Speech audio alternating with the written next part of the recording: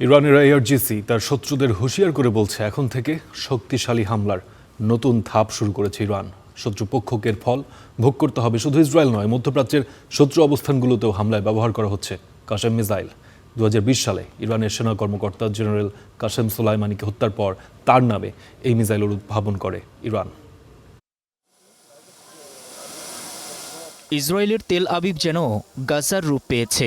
এই ভূখণ্ড যেন তৈরি করেছে ধ্বংসপ্রায় গাজা উপত্যকার উদাহরণ।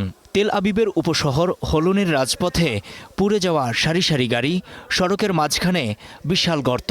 ছবি বলে দিচ্ছে ইরানের এই হামলা কতটা ভয়াবহ ছিল। ইরানের আইআরজিসি বলছে, ইসরায়েলে চালানো গত দুদিনের হামলায় উন্নত প্রজন্মের কাসেম মিসাইল ব্যবহার করা হয়েছে।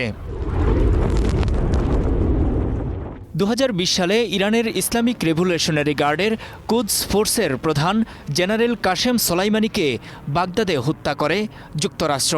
ইরানিদের কাছে তার পরিচিতি ছিল হাজি কাসেম নামে। তাই হাজি কাসেম নামের এই দ্রুতগতির মিসাইল উদ্ভাবন করে তেহরান। তাই এলো ইনোভার, যেন আপনি লাইফে থাকেন রেডি প্রতিদিন। Innova, designed for now. এটির পাল্লা প্রায় 1400 কিলোমিটার। ইরান থেকে ইসরায়েল পর্যন্ত আঘাত হানতে সক্ষম এই ক্ষেপণাস্ত্রের ওজন 7 থেকে 8 টনের মতো, দৈর্ঘ্যে প্রায় 11 মিটার।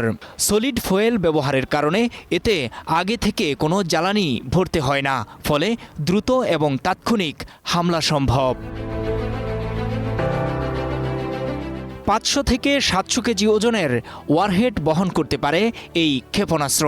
বিশ্লেষকরা বলছেন, কাসেম মিসাইল যদি ইসরায়েলের আকাশে প্রতিরক্ষা ফাঁকি দিতে পারে, তবে দেশটির পরিস্থিতি হতে পারে ভয়াবহ।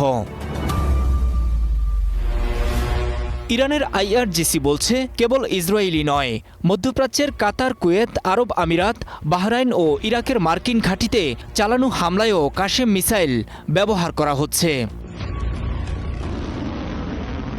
আইআরজিসি তার শত্রুদের হুঁশিয়ার করে বলেছে, এখন থেকে শক্তিশালী হামলার নতুন ধাপ শুরু করেছে ইরান। শত্রুপক্ষকে এর ফল ভোগ করতে হবে। নূর মোহাম্মদ, স্টার নিউজ।